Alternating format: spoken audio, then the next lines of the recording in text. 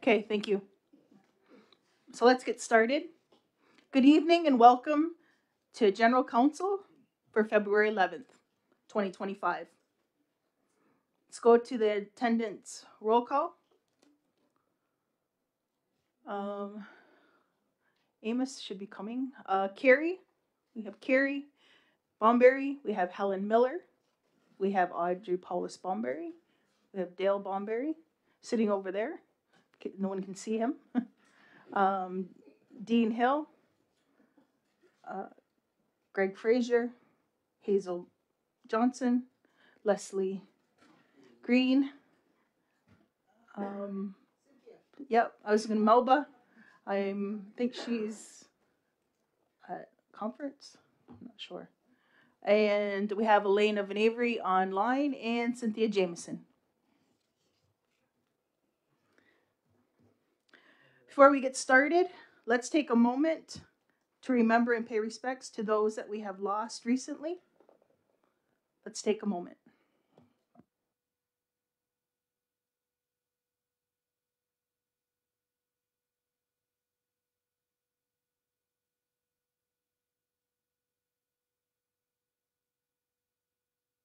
Okay, thank you.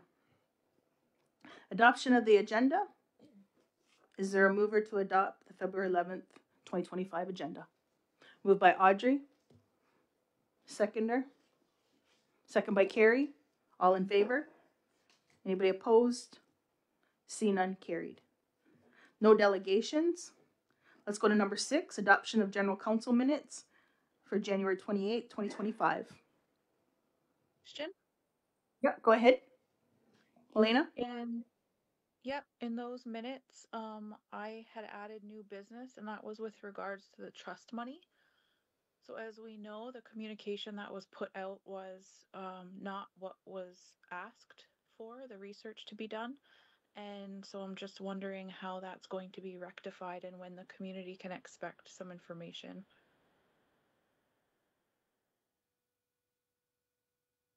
Go ahead, Jennifer. Thank you, Councillor. So internally, we've been working with the departments to try to get more information and also reaching out to ISC to try to get an answer over more details around that. And once we have that information, we'll be preparing an updated communication for the community.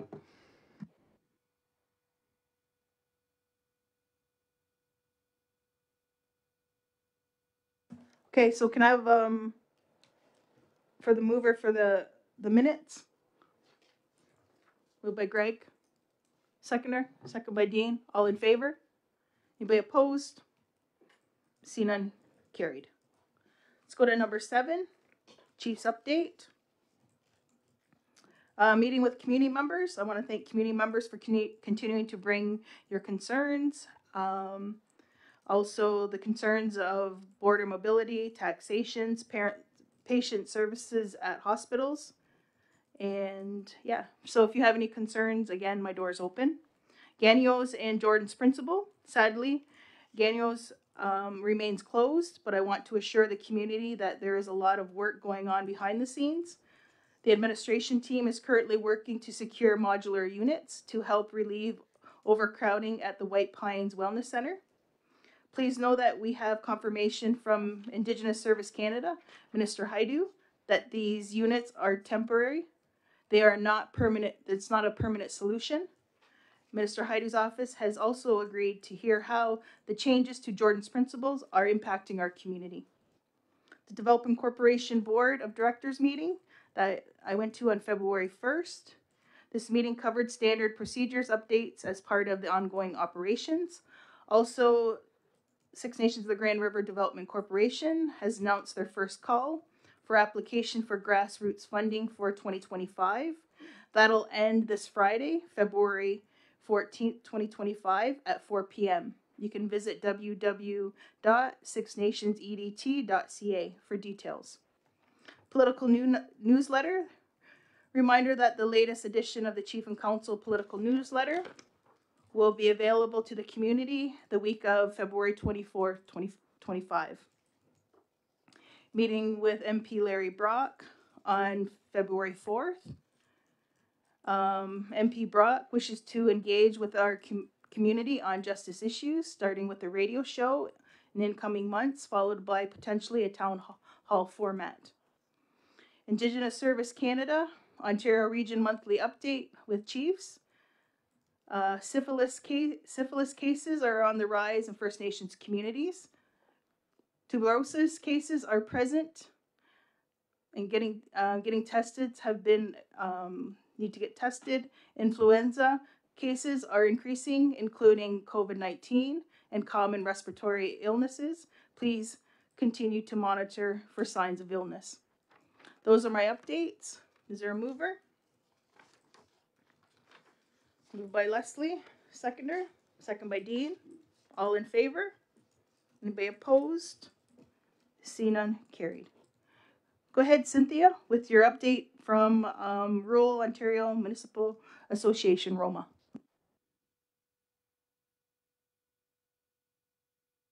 Can you use your mic? Thank you. And for council and our listening audience, it'll be somewhat of a repeat in that Councillor Greg Fraser already gave his update. So bear with me. This particular conference is an annual one, the Ontario Municipal Association Conference. And it started on Sunday, January the 19th, and it went till the end of the day, or midday, Tuesday, January 21st.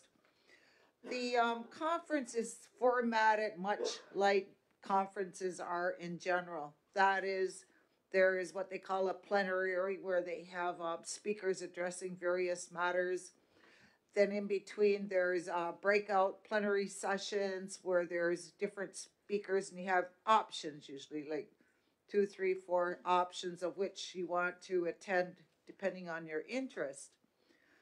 And one of the main features I found, at least for the Six Nations Council, is all during this time, the provincial ministers make themselves available and you can schedule meetings with them to address issues particular to your community, which we did do. There was a request for a meeting with 6 ministers. Of the 6, we were granted a meeting with 4 of the 6. And those were the Solicitor General, Indigenous Affairs, Natural Resources, Energy and Electrification, and Long-Term Care. We did not get a meeting with the Minister of Finance nor the Attorney General. And what I'll report on here, I had highlights in my report, but just those particular meetings. Our first meeting, they call delegations, was on the Sunday, and that was with the Solicitor General, Michael Kurzer. And for all of these, I won't repeat the names, but it was the chief, councillors Greg Fraser, Dean Hill, and myself. We attended all of these sessions. In the meeting with the Solicitor General, the chief addressed the duty to consult, which she repeated in all 4 meetings that we went to, so I won't recap that. But also she brought to the Solicitor General's attention the Six Nations policing agreement and noted some of the issues that it seemed like a template that's used, but it does not properly reflect or recognize Six Nations as a unique community. And it failed in the agreement or the draft to make clear Ontario and Canada's commitment to ensuring Six Nations has capacity to provide adequate policing to our community. And the chief asked for the Solicitor General's support for the maintenance of that tripartite table. That is, as people may be aware, under the policing agreement, it's federal, provincial, it's 52 feds and 48% is paid by the province. In response, the minister indicated he would have ongoing support for the tripartite table, and he was quite happy to report the province's track record of having achieved pension equity for the First Nations police, and also having training seats available at the Aylmer Police Academy. He said, so if Chief Montour wanted to have training seats for more staffing, that would be an issue because they would be available and seats would be paid for. And also, he put in his own message back. That is, he urged for Six Nations to consider opting into the Ontario Policing Agreement. And then they would be properly funded. He also expressed frustration as to why the feds would not recognize First Nations policing as an essential service. I don't know if people are generally aware of that, but they are not. The fire had a similar time, but they do have recognition now that they are an essential service. And the next was this was, I remember I referred to concurrent sessions where you can go into different breakout rooms depending on your area of interest. And this was also on Sunday. And the meeting was entitled Strengthening Relationships Between First Nations and Municipalities. Chief Sherry Lynn was on a panel along with the Chief Brent Nagabi of the Mississaugas First Nation, and Chris Plain, Deputy Grand Chief of the Anishinaabe. And each of the spokespeople gave a history and background of their particular areas. And Chris Plain, who is now the Deputy Grand Chief of the Anishinaabe, related his many years on the his particular council, and it seemed that the audience was very receptive to hearing all these backgrounds. And in the chief's presentation, she not only just gave a verbal background and a history, our history, she also had, I thought it was very well put together, a slide presentation about our history, our background. And it was interesting. I thought people seemed to listen up, and she provided an illustration of our traditional territory and compared that to our 950,000 acres in the Haldeman Treaty, which since has been reduced to some 46,000 acres of Six Nations reserve land. And noted, obviously, that it's not enough land, and we're in this peculiar situation where we have to buy back land that was originally ours. Of course, noting that the claim that we have against the crowns, both the federal and provincial crowns. Also in her presentation, she touched on the duty to consult. She also stressed a need for the province to restore the municipal tax exemption, and noting that was taken out of the legislation, I think it was in the 1990s, without any consultation with First Nations in Ontario. And also noted that it's not only Six Nations that is pressing for this, but there was a Chiefs of Ontario resolution in support of that. And also touched on the whole importance of building relationships and gave examples of the different mayors and councils that we've been meeting with to provide education to them about Six Nations and our claim. And I won't go into the presentations of the other two representatives, but essentially they gave their backgrounds. But one of the expressions of the audiences, and in our particular group, well, there was, I don't know how many, 50, 60 people in ours. So they'd be mayors or councillors, had expressed they had lived in I think it was the Chief Plain, no, Nabagabo. He had lived in that area. He was on the council nearby, but he was so happy to have heard this. He said in all his years, he was totally unaware. And I think that's what we're finding a lot with these different meetings. People are not aware. I know Ontario is supposed to now have our history, Indigenous history, in their curriculums. And I'm thinking, well, maybe these folks are all too old by the time it got implemented. But it was really an eye-opener for many. The next delegation that we had was with a Associate Minister Tom Oosterhoff, Ministry of Energy and Electrification. And again, the chief touched on the duty to consult. But also there is a provincial policy paper for this whole renewable energy. And Chief drew attention to the fact that Six Nations of the Grand River has a 300 megawatt set aside for a new generation procurement led by Six Nations or with Six Nations and a partner for renewable energy projects in future renewable procurements. And the question posed was, what options would Six Nations of the Grand River have if a municipality would not provide a council resolution of support as required under the second long-term request for proposals policy? And to that, the assistant or associate minister did not have an answer.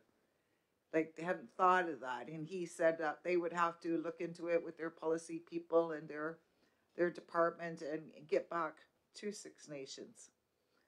And another issue in that same regard brought up was, under that policy, the First Nations are being asked to provide land attestations for new energy projects in areas with disputed treaty interests. Example, under the Haldeman Tract. And the question was, how will the government evaluate assertions whereby First Nations may dispute a land attestation? Which was a very reasonable question to ask. But again, like, the minister didn't respond. He deflected the whole question, sidestepped, and asked another question, like, well, couldn't you just work it out ahead of time? Like, I had a chuckle at that one. And then there was a meeting. It wasn't a delegation meeting because wasn't with a minister at in one evening. It was 5 o'clock meeting with MPP Saw Mamakwa. He's with the NDP. If you recall, he was doing in the House. Remember, he got special permission to speak in his language, and some of the council and some other First Nations went to hear that.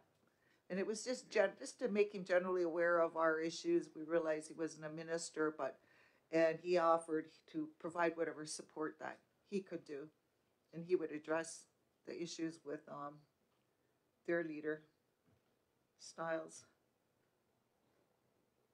And what did we have next? Tuesday was the Minister of Natural Resources, Graydon Smith. And the chief, again, with each of these ministers, as I said, she impressed about the need for the duty to consult. And also, she addressed in this particular one a nation-to-nation relationship and First Nations inherent rights. And that was particular with regards to harvesting our rights in that area and the issues that we face, our community members face. And the great Minister Smith was speaking in the context of the shipment letters that are provided, so that you contact the First Nation to where you're going and, have these letters to recognize and give you permission to hunt in their territories. And part of that issue that was related is some of our members do not believe they need to have such a letter.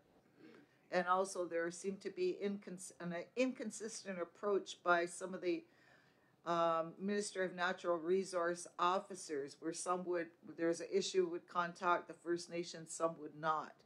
So it's trying to smooth that process and have the proper recognition and to have our people not having to end up in court.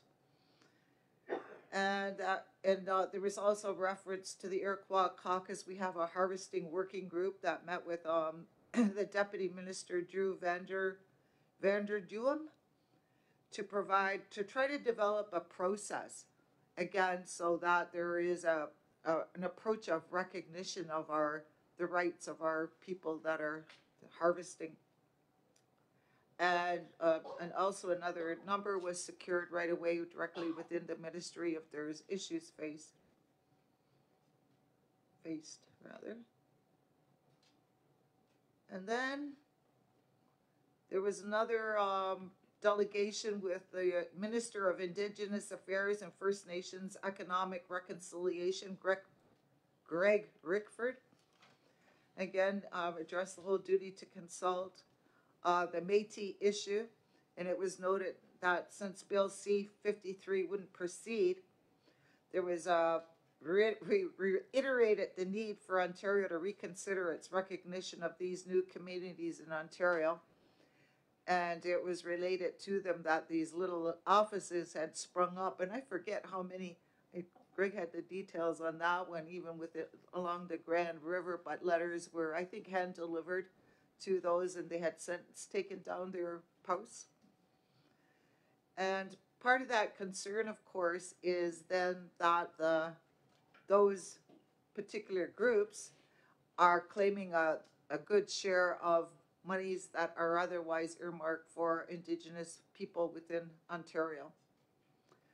And in response, the minister said, well, they can't stop the Métis from forming groups, but they were aware of the concerns and would really do more strenuous needs testing for funds received to make sure it's used properly. And also raised with that minister was support to restore the municipal property tax exemption.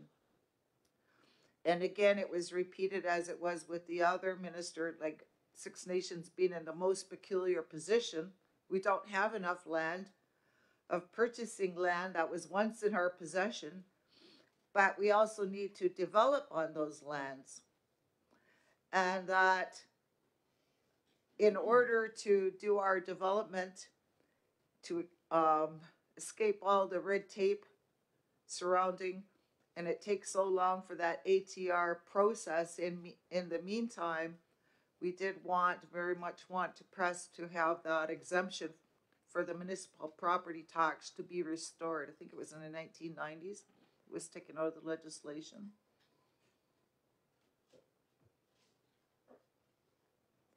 And what else did we have there? Oh, for this, the response was also with regards to restoration of the exemption of municipal property tax. Rickford asked for a list of all of our properties and suggested both of our teams, because our technical teams, theirs and Six Nations, need to meet and discuss and to see what could be done on that front. I think I'm at the end there. Leslie? Sorry, I'm not the chair. Chair. Yeah. Just a slight question since she's near the end. Okay. Okay. Go ahead. You had mentioned the restoration of like our property Property tax. municipality. Yeah. Sorry. And then, but they want a listing of our properties Yeah. that are located in municipalities or on reserve. No. He wanted a list. What it was lands off reserve that were owned by a First Nation or held in trust for a First Nation. It all has to do with the addition to reserve would be put in trust. Were until the 90s, late 90s, exempt from municipal property tax. Then that provision was taken out and we want to put back in. And it was, to be clear, the properties we've bought off reserve, we are having to pay municipal property tax on those lands. Okay. Can I have a motion to accept? Moved by Audrey, seconder. Second by Carrie. All in favor? Anybody opposed? See none, carried.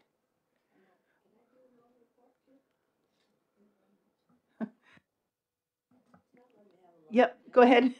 Go ahead, Helen. Helen has a report. Yeah, I figured I was gonna call Brooke to do it. I just got busy, but we don't have a long agenda, so it's not gonna hurt. Main Councillor Leslie Green and Housing Manager Andrew Joseph attended a housing conference in Thunder Bay for 3 days. Um, the conference, a lot of the stuff wasn't relevant to us. It was more for the northern communities, so I probably wouldn't recommend council attending again. But I did, and we all attended different workshops. Leslie attended hers, and Andrew his, and I attended mine. One of the housing, I guess one of the workshops that really grabbed my attention was a strategic plan for housing. I thought that was an excellent workshop, and I thought that would be an excellent thing for this council to do, is a strategic plan for housing. It was really good. We're supposed to be getting copies of the presentations, but we haven't got none yet. The other one I went to was fire education, and that was somewhat enlightening because the stuff they were doing I thought was really good. They had this guy that goes around and does fire education. He had this little like a cartoon thing teaching kids how to for fire safety and how to escape the house and different things like that. And I thought that was really good, and I want to bring it up to Mike Seth, our fire chief. There was a lot of good ideas he had that we're not doing right now, I don't think. I know we do fire education, but not to the extent that he was doing it. So there was a lot of good ideas in there. And it was hard for me because I know what we have here, but there was a house fire in one of the communities, and all they had to fight that house fire was a water truck. And I kind of felt bad when I seen it and thinking, oh my God, people, we have so much. But they had a fire truck to fight their fire. Needless to say, they didn't save the house. There was another one on fire safety for the home. This house had a blanket nailed to the outside of the door to stop the cold. And the guy identified it as a fire hazard, but that's what they do because their houses are cold and they got nothing to fix it with. So they had a blanket on the outside of the door, and I felt bad when I seen that too. So there was a lot of different things. And the other one I went to was a workshop with IS talking about housing money. I was kind of left in the dark on that one because they were talking about all this housing money, but I don't know if council's housing program has accessed that money or whether Arliss has accessed that money.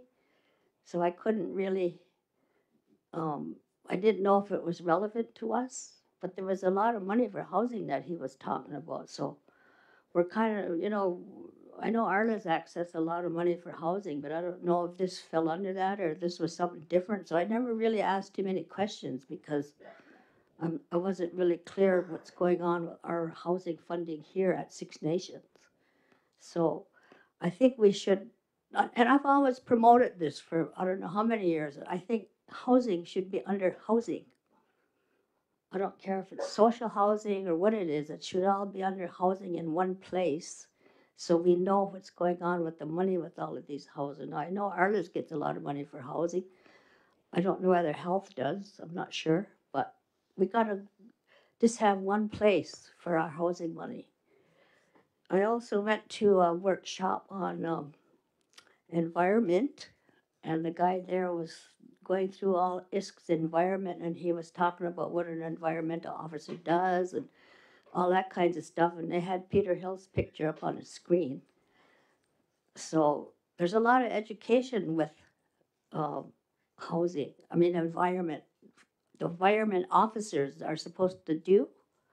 I don't know if we have that education here, but I learned a lot of stuff about how they're supposed to do things. He talked about mold and he talked about all different kinds of stuff. It was a good workshop.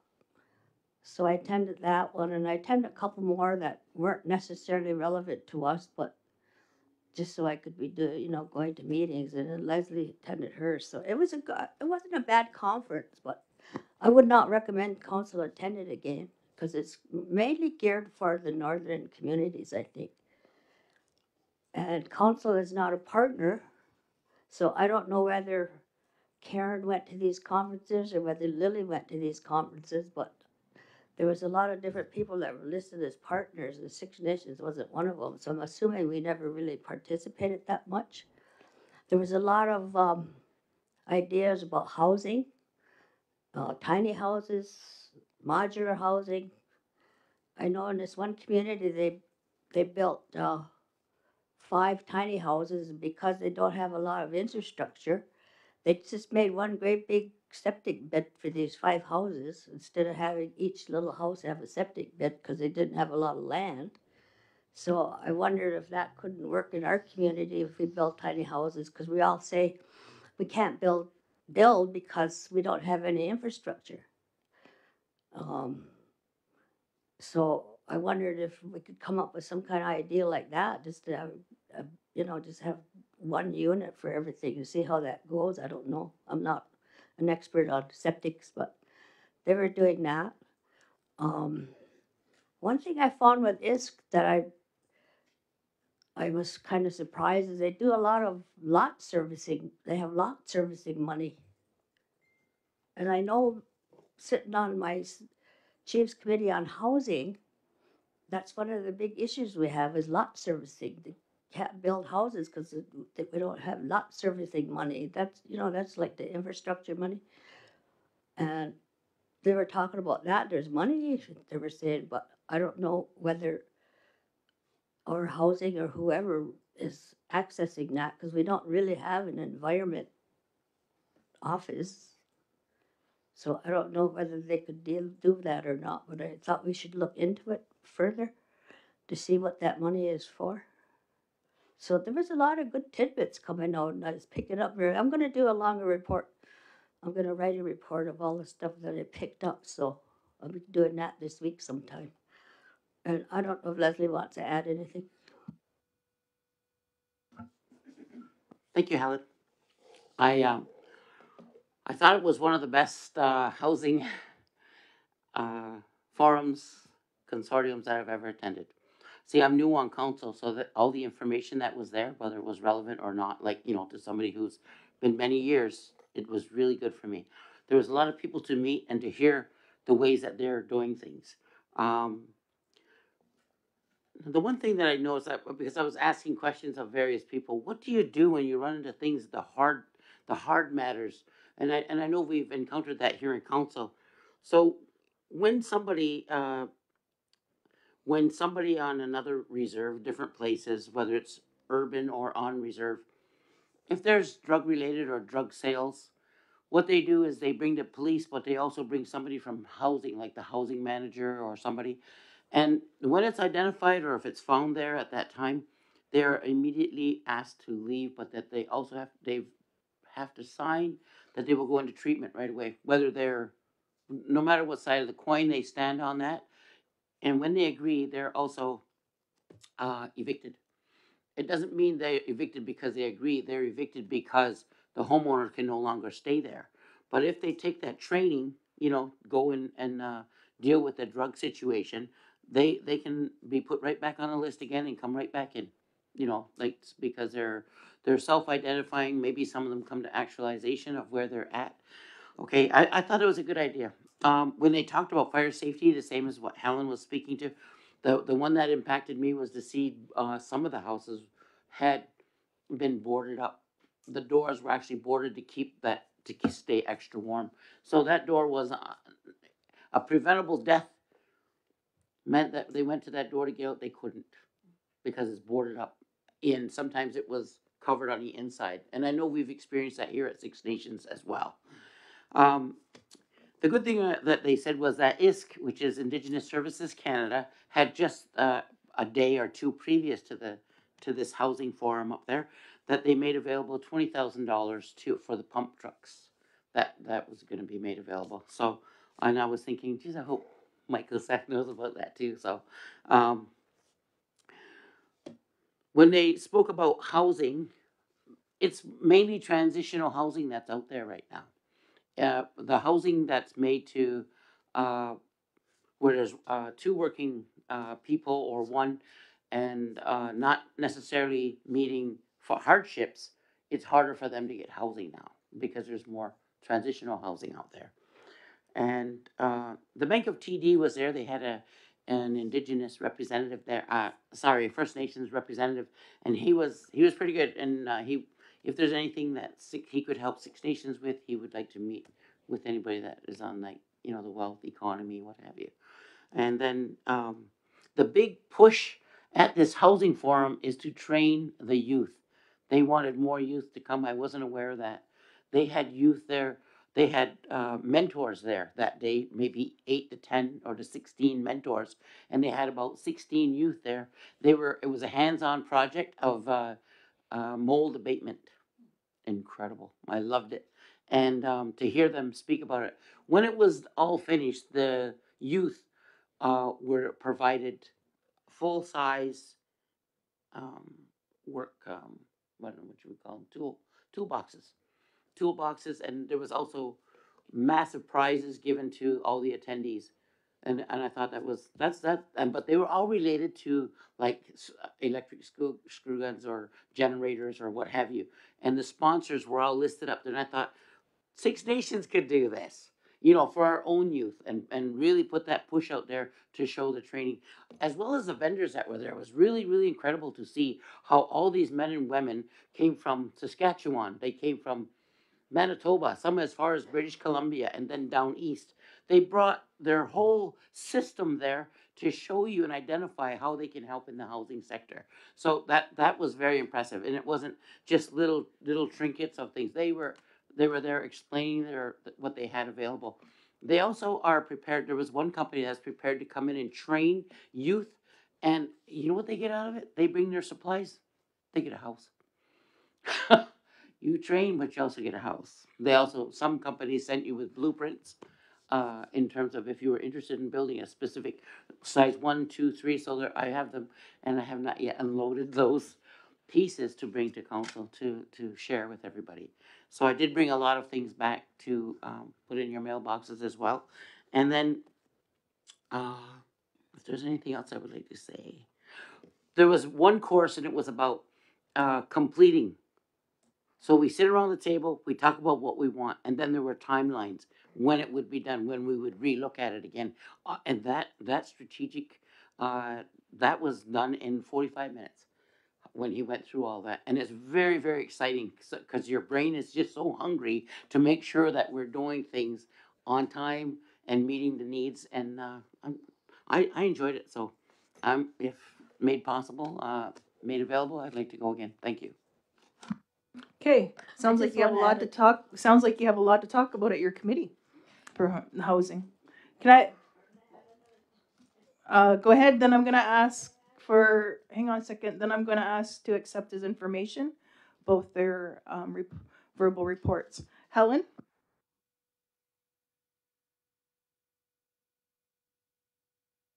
Oh, they had a housing awards dinner. It was different housing projects across Canada. Me and Leslie, we didn't know if they had to have an invitation or what, so we snuck in there. We had a nice meal. We had a nice meal and we snuck out real quick. But I noticed Tyandanega was getting an award for one of their housing projects. So I got the information at the back, but they were the only ones, I think, from Ontario, was Tyandanega. So that was good. We had fun at that one. Can I have a mover? Moved by Audrey, seconder, to accept the reports. Is there a seconder? Second by Cynthia. All in favor? Anybody opposed? See none carried. Can I have a motion that ends our open? Can I have a motion to adjourn? Moved by Hazel, second by Leslie. All in favor? Anybody opposed? See none carried. Thank you for joining us tonight, everyone, and have a great night.